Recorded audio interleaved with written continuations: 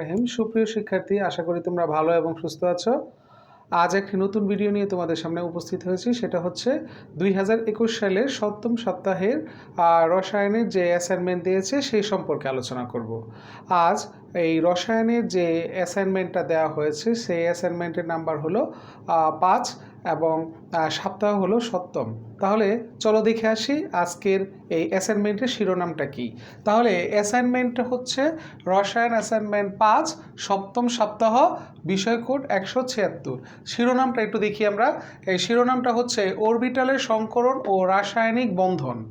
এই অরবিটালের সংকরণ এবং রাসায়নিক বন্ধন যে এই শিরোনামটা দেওয়া হয়েছে সেটা হচ্ছে প্রথম পত্রের 3য় অধ্যায় সম্পর্কিত। তাহলে এই শিরোনামটা হচ্ছে অরবিটালের সংকরণ ও রাসায়নিক বন্ধন এর উপর দেওয়া হয়েছে এবং সেই রাসায়নিক বন্ধনের এবং অরবিটালের সংকরণের যে ক নং প্রশ্নটা দেওয়া আছে সেই ক নং প্রশ্নটা কি?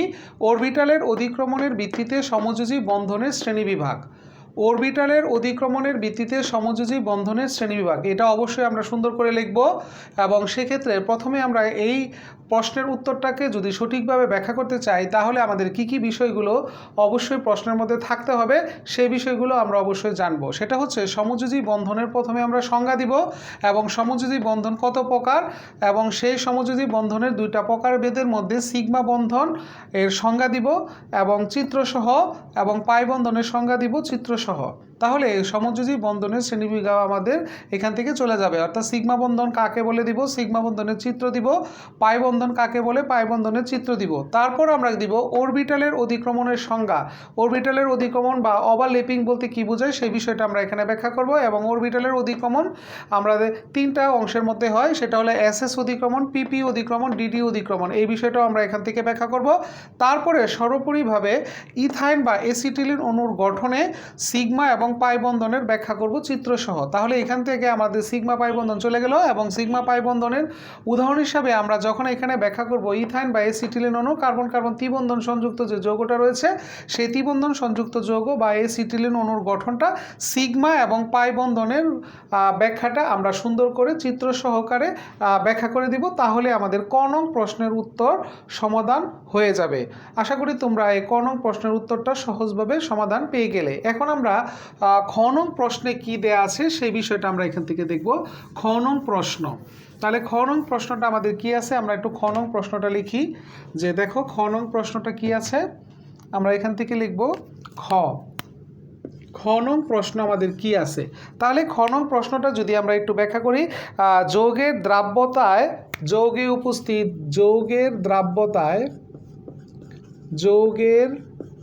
দ্রাব্যতায় যৌগে, খেয়াল করো আমরা এখানে খ নং প্রশ্নের মধ্যে যেটা দেয়া আছে সেই বিষয়টা অবশ্যই করব। যৌগে উপস্থিত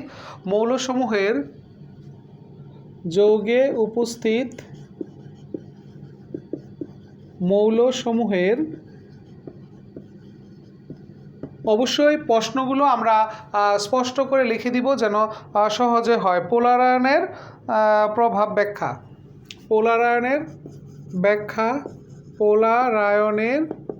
প্রভাব ব্যাখ্যা। তাহলে খ নং প্রশ্নের যে প্রশ্নটা আমাদের দেয়া আছে সেই প্রশ্নটা কি আমরা আরেকবার একটু দেখে নেই।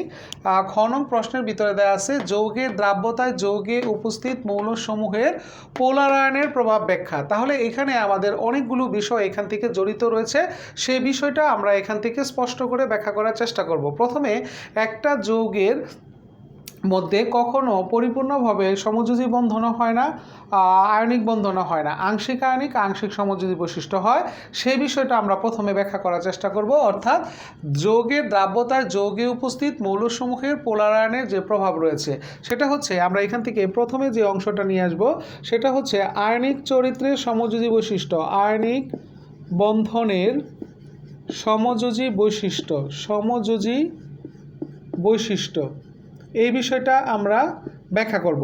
দ্বিতীয়ত হচ্ছে সমযোজী বন্ধনের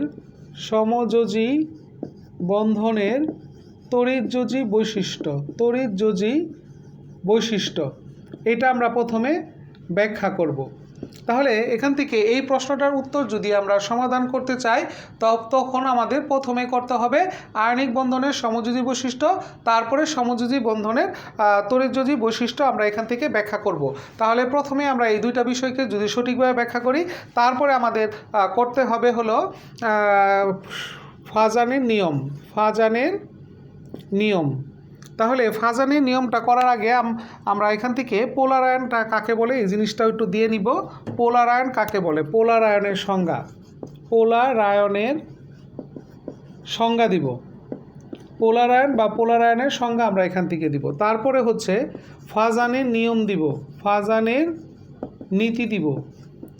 এখান থেকে যে 4টা নিয়ম রয়েছে সেই 4টা নিয়ম আমরা ব্যাখ্যা করব। 4টা নিয়মটাকে সুন্দর করে এখান থেকে দিয়ে দিব যে ফাজানের নিয়ম যে 4টা রয়েছে সেই 4টা নিয়মকে সঠিকভাবে এখান থেকে ব্যাখ্যা করার চেষ্টা করব। তারপরে আমাদের দেয়া আছে হচ্ছে যে পোলার আয়নের জন্য যে আমাদের একটা ক্রম দেয়া আছে, সেই ক্রমটা আমরা ব্যাখ্যা করব। সেই ক্রমটা হচ্ছে যে সিলভার হ্যালাইডের মধ্যে সেই সিলভার হ্যালাইড অর্থাৎ সিলভার হ্যালাইড। তাহলে সিলভার হ্যালাইডের মধ্যে আমাদের কি কি বিষয় রয়েছে, মানে হলো silver bromide, silver iodide, silver chloride, silver fluoride. এই যে সিলভার হ্যালাইড মানে হচ্ছে silver bromide, silver iodide, silver chloride, silver fluoride, এদের সমূহে দ্রাব্যতার প্রভাব আমরা ব্যাখ্যা করব। দ্রাব্যতার এদের সমূহের দ্রাব্যতার প্রভাব ব্যাখ্যা করব। তাহলে এই দ্রাব্যতার প্রভাবের ব্যাখ্যার ভিতরে আমাদের কি রয়েছে যে silver chloride, silver iodide, silver fluoride, এগুলোর মধ্যে কোনটি পানিতে দ্রবণীয় এবং কোনটি পানিতে অদ্রবণীয় এবং কোনটি অধিক পরিমাণে দ্রাব্যতা বিশিষ্ট, কোনটিতে পোলার আয়ন বেশি হয়, সেই বিষয়টা আমরা এখান থেকে ব্যাখ্যা করার চেষ্টা করব। অর্থাৎ সিলভার হ্যালাইড মানে হলো silver bromide, silver iodide, silver chloride, silver fluoride, এদের দ্রাব্যতা সমূহের প্রভাব আমরা ব্যাখ্যা করব ফাজানের নিয়ম দ্বারা। তাহলে এখান থেকে এই হ্যালাইডের ক্রমটা আমরা এখান থেকে ব্যাখ্যা করব, এই হ্যালাইড সমূহের ক্রমের ব্যাখ্যা। অর্থাৎ এই যে সিলভার ফ্লোরাইডটা আমরা পেলাম, এই সিলভার ফ্লোরাইডের দ্রাব্যতার ক্রমের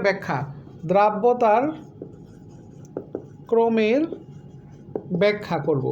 অর্থাৎ এগুলোর ভিতর থেকে অর্থাৎ silver chloride, silver bromide, silver iodide, silver chloride, এরগুলোর মধ্যে কোনটি অধিক দ্রাব্যতা বিশিষ্ট এবং কোনটি পানিতে কম দ্রবণীয়, তাদের এই ক্রমটা আমরা এখান থেকে ব্যাখ্যা করে দিব। তাহলে আমাদের এই খ নং প্রশ্নের ভিতরে যে প্রশ্নটা ছিল সেই প্রশ্নটার ব্যাখ্যা চলে যাবে। তাহলে খ নং প্রশ্নের ভিতরে বলছি আমরা আয়নিক বন্ধনের সমযোজী বৈশিষ্ট্য দিব, তারপরে সমযোজী বন্ধনের তড়িৎযোজী বৈশিষ্ট্য বলতে দিব, তারপরে পোলার আয়নের সংজ্ঞা দিব, ফাজানের নিয়ম দিব 4টি, এবং এই সিলভার হ্যালাইডের ভিতরে আমাদের silver bromide, silver chloride, silver iodide, এইগুলোর দ্রাব্যতার প্রভাব ব্যাখ্যা করব। এবং সেই দ্রাব্যতার যে ক্রমটা রয়েছে সেই ক্রমটা আমরা এইগুলা থেকে যে আমরা ক্রম পাবো যে কোনটি অধিক দ্রাব্যতা বিশিষ্ট, কোনটি কম দ্রাব্যতা বিশিষ্ট, সেই বিষয়টা আমরা এখান থেকে ব্যাখ্যা করব।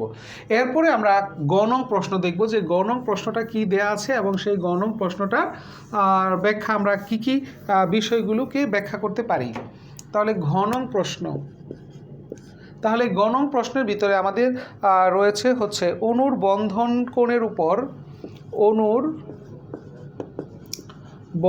কোণের উপর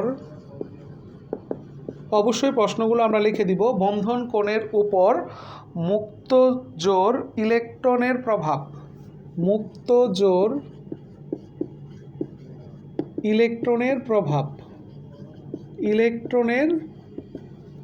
প্রভাব ব্যাখ্যা। তাহলে এখান থেকে দেখো আমাদের প্রশ্নটা কি, অবশ্যই আমরা একটু খেয়াল করি যে প্রশ্নটা ছিল অণুর বন্ধন কোণের উপর মুক্ত জোর ইলেকট্রনের প্রভাব ব্যাখ্যা। তাহলে এই অণুর বন্ধন কোণের মুক্ত জোরের ব্যাখ্যা যদি আমরা করতে চাই তাহলে অবশ্যই আমরা কি করব যে এখান থেকে আমাদের ব্যাখ্যা করতে হবে সংকরণ বা হাইব্রিডাইজেশনের ব্যাখ্যা করব। মানে সংজ্ঞাটা আমরা আগে প্রথমে দিয়ে নিব।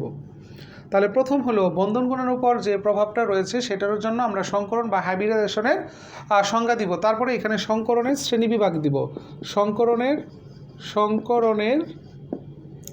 শ্রেণীবিভাগ অর্থাৎ কি কি সংকরণ রয়েছে, সংকরণগুলোর কি কি রয়েছে, সে সংকরণগুলো হলো sp3, sp2, sp sp3d sp3d2 এবং sp3d3 এই সংকরণগুলো আমরা এখান থেকে বলে দিব যে সংকরণ এত প্রকারের হয়ে থাকে। তারপরে আমরা দিব হচ্ছে যে এই যে সংকরণের উপর যে মুক্ত জোরের প্রভাব রয়েছে সেটাকে একটা তথ্যের সাহায্যে প্রকাশ করা হয়, সেটা হলো BSEPR তত্ত্ব। এই তত্ত্বটা কি? এই তত্ত্বটার সংজ্ঞা দিব, অর্থাৎ valence shell electron pair repulsion. এই তথ্যটা আমরা ব্যাখ্যা করব যে এই তথ্যটা আমরা এখান থেকে বলতে কি বুঝি। তারপরে আমরা দিব হচ্ছে কার্বন, নাইট্রোজেন, অক্সিজেন, এদের যে হাইড্রাইড সমূহ রয়েছে, এদের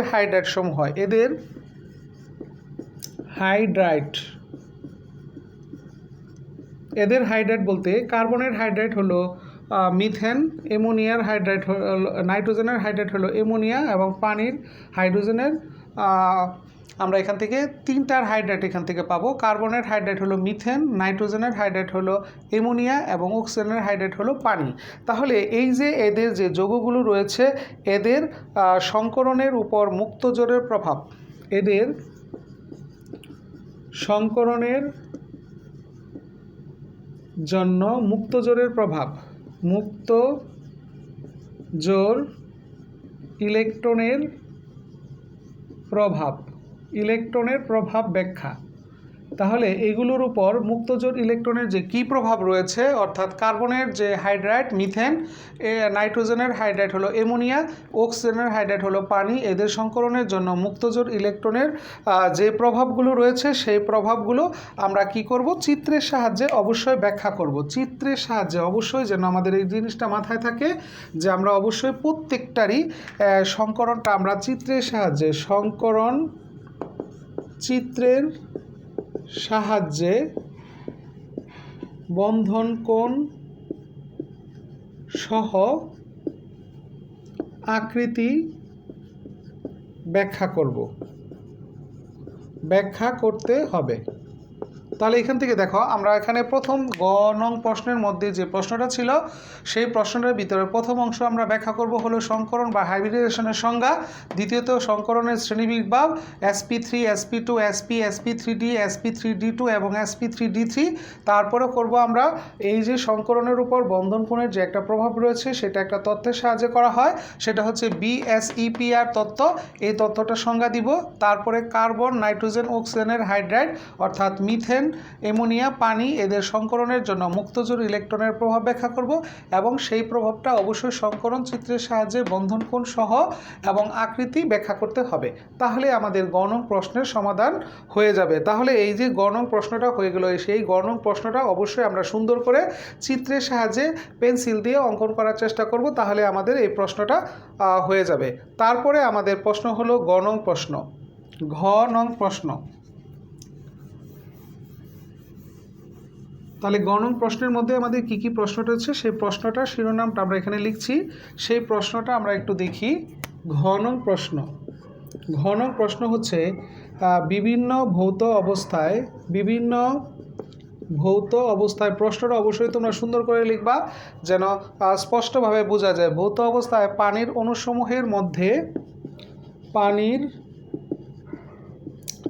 অণুসমূহের মধ্যে আন্তঃআণবিক আকর্ষণ বলের ব্যাখ্যা। আন্তঃআণবিক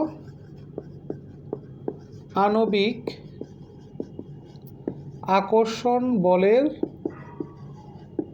ব্যাখ্যা। তাহলে এখান থেকে দেখো আমাদের কি কি বিষয় এখান থেকে রয়েছে। বিভিন্ন ভৌত অবস্থায় পানি, তাহলে পানির ভৌত অবস্থা হচ্ছে তিনটি: কঠিন, তরল, বাষ্পীয়। অণুসমূহের মধ্যে আন্তঃআণবিক আকর্ষণ বলের এখান থেকে ব্যাখ্যাটা দিয়ে দিব। তাহলে এই ব্যাখ্যাটা করার জন্য আমাকে প্রথমে নিয়ে আসতে হবে হাইড্রোজেন বন্ধনের সংজ্ঞা। হাইড্রোজেন বন্ধনের সংজ্ঞা দিব, স্পষ্ট করে সুন্দর করে দিব। তারপরে হাইড্রোজেন বন্ধনের শ্রেণীবিভাগ দিব। হাইড্রোজেন বন্ধনের শ্রেণীবিভাগ। এখানে শ্রেণীবিভাগ বলতে হাইড্রোজেন বন্ধনকে দুই ভাগে ভাগ করা যায়। একটা হচ্ছে আন্তঃআণবিক হাইড্রোজেন বন্ধন, এটার ব্যাখ্যা দিব সংজ্ঞাসহ। 2 আন্তঃআণবিক হাইড্রোজেন বন্ধন। আন্ত আণবিক হাইড্রোজেন বন্ধন। তাহলে আমরা এখান থেকে খেয়াল করো যে প্রথমে আমরা হাইড্রোজেন বন্ধনের সংজ্ঞা দিব, হাইড্রোজেন বন্ধনের যে শ্রেণীবিভাগ রয়েছে সেই শ্রেণীবিভাগ ব্যাখ্যা করব। সেই শ্রেণীবিভাগের ভিতরে দুইটা অংশ রয়েছে, একটা হলো অন্তঃআণবিক হাইড্রোজেন বন্ধন আর একটা হলো আন্তঃআণবিক হাইড্রোজেন বন্ধন। তারপরে আমরা দিব হলো বিভিন্ন ভৌত অবস্থায় পানি কি কি অবস্থায় থাকে, কঠিন, তরল, বাষ্পীয়। এই যে আমরা তিনটা অবস্থায় পানিকে দেখতে পাই, সেই পানির অণুসমূহের হাইড্রোজেন বন্ধনের প্রভাব, পানির অণুসমূহের হাইড্রোজেন বন্ধনের প্রভাব, হাইড্রোজেন বন্ধনের প্রভাব আন্তঃআণবিক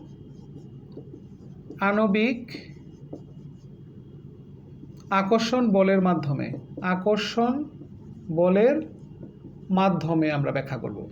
তাহলে এখান থেকে প্রথমে অংশটা হচ্ছে আমাদের হাইড্রোজেন বন্ধনের সংজ্ঞা দিব, শ্রেণীবন্ধনের যে শ্রেণীবিভাগটা রয়েছে সেই শ্রেণীবিভাগটা ব্যাখ্যা করব, অন্তঃআণবিক হাইড্রোজেন বন্ধন এবং আন্তঃআণবিক হাইড্রোজেন বন্ধন, এবং তারপরে পানির যে ভৌত অবস্থা রয়েছে সেই ভৌত অবস্থার মধ্যে কঠিন, তরল, গ্যাসীয় বা বাষ্পীয় অবস্থায় এই পানির অণুসমূহের মধ্যে হাইড্রোজেন বন্ধনের আন্তঃআণবিক আকর্ষণ বলের যে পার্থক্য রয়েছে সেই পার্থক্যটা ব্যাখ্যা করব। আর তারপরে সর্বোপরি সবচেয়ে বেশি যে জটিল অংশটা রয়েছে সেটা হচ্ছে আমরা কি করব, যে পানি সাধারণ অবস্থায় সাধারণ তাপমাত্রায় পানি তরল থাকে, কিন্তু হাইড্রোজেন সালফাইড গ্যাসীয় হয় কেন, এইটার আমরা ব্যাখ্যা করব। সুন্দর করে ব্যাখ্যা করতে হবে কিভাবে, সংকরণের মাধ্যমে অণুর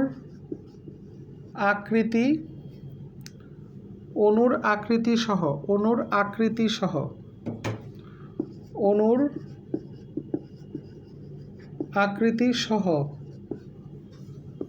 চিত্রের মাধ্যমে। তাহলে এখান থেকে সবচেয়ে গুরুত্বপূর্ণ প্রশ্ন হলো যে যখন আমরা এই প্রশ্নটা প্রশ্নটা ব্যাখ্যা করব, অবশ্যই হাইড্রোজেন বন্ধনের সংজ্ঞা দিব, হাইড্রোজেন বন্ধনের যে শ্রেণীবিভাগটা রয়েছে সেই শ্রেণীবিভাগ দুইটা ব্যাখ্যা দিব, তারপরে বিভিন্ন ভৌত অবস্থায় পানির আন্তঃআণবিক আকর্ষণ বলের পার্থক্যের কারণ ব্যাখ্যা করব, তারপরে পানি সাধারণ অবস্থায় তরল থাকে এবং হাইড্রোজেন সালফাইড গ্যাসীয় হয় সেইটার ব্যাখ্যা করব সংকরণের মাধ্যমে, অবশ্যই চিত্রের মাধ্যমে সুন্দর করে পরিপূর্ণভাবে যেন আমরা এই প্রশ্নটা দিতে পারি। তাহলে আমাদের এই চারটা প্রশ্নের উত্তর সহজভাবে, সুন্দরভাবে, পরিচ্ছন্নভাবে লিখে দিবে, তাহলে এই প্রশ্নটা তোমাদের সমাধান হয়ে যাবে। আশা করি তোমরা এই প্রশ্নটার উত্তর যথাযথভাবে পেয়েছো। এরকম যদি আরও অনেক ভিডিও দেখতে চাও অবশ্যই আমার চ্যানেলটাকে সাবস্ক্রাইব করবে, অবশ্যই লাইক দিতে ভুলবে না। তোমরা ভালো এবং সুস্থ থাকো এই আশা ব্যক্ত করে আজকের মতো এখানে সমাপ্ত।